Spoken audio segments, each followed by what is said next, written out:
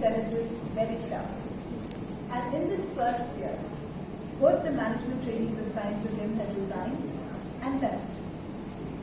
So he called me and told me in no uncertain terms that he was so disappointed with the work that human resources was doing. And he asked me how I could let this happen when I was leading the management training program.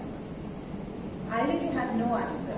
And frankly, nor was I sure that my boss, the HR head, had any either.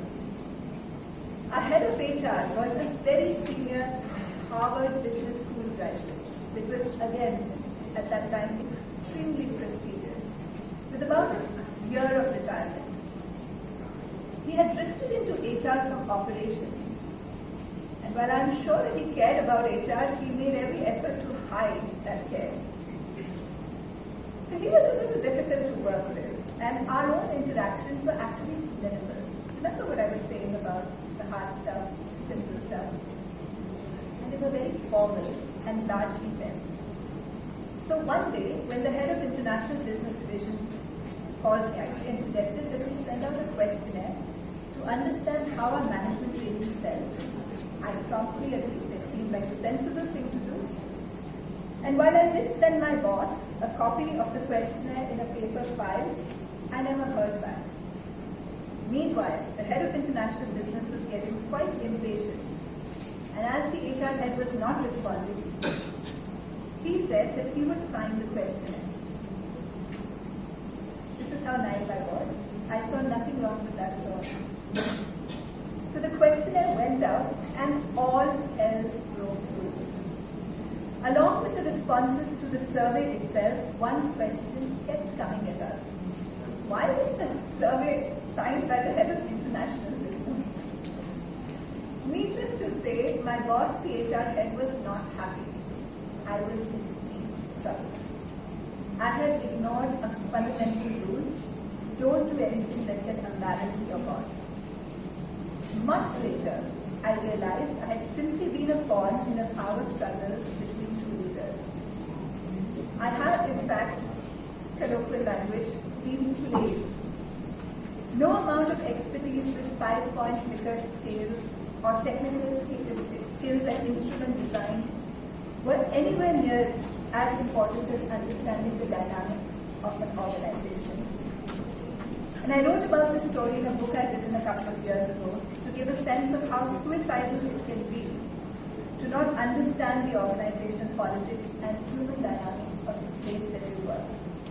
And of course, some people like me are sometimes exceptionally naive. So in the scheme of things, understanding the softer dimensions of an organization is often far more powerful than understanding the technical or functional expertise. Yet unlike the job of understanding technical expertise, the job of understanding human dynamics in any situation is entirely on us, with no formulas or no models to guide us. Over time, and you have some senior alumni here, they may have a similar experience, the biggest differentiator between the leaders who have successful careers and others is their grasp and understanding of the soft and frankly invisible stuff. I want to share two more stories with you, partly because the stories themselves are interesting, but also because these stories are an example of how insights from the behavioral science can change our entire perspective on the way people and frankly the world itself works. They're old stories, but hugely powerful. The first of these took place in 1964 in an elementary school in South San Francisco. A psychologist from Harvard had developed a new IQ test. It was called, and had a very fancy title, the Harvard Test of Intellectual Acquisition. God knows how anyone was going to make sense of that one. And it was going to predict which children were more likely to do academically. So this test was administered to over 300 children across grades 1 through 5, and 65 of these children were identified as having the potential for great academic progress. nothing else was done, but each teacher knew which kids in their class were going to be the bloomers. So a year later, the researchers returned to school and once again administered the test. Sure enough, the test was actually a success. The kids that had been identified as having promised had flourished. And frankly, some of the stats on this are simply mind-blowing. For instance, 8% of the kids identified as academic bloomers showed an IQ growth of 10 points, as against 50% of the kids in general.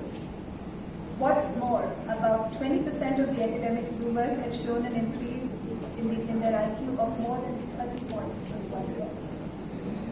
This compared to just 5% of the general population.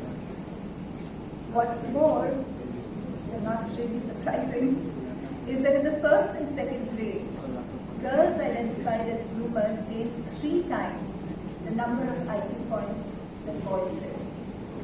This new test with its fancy name was obviously a great success.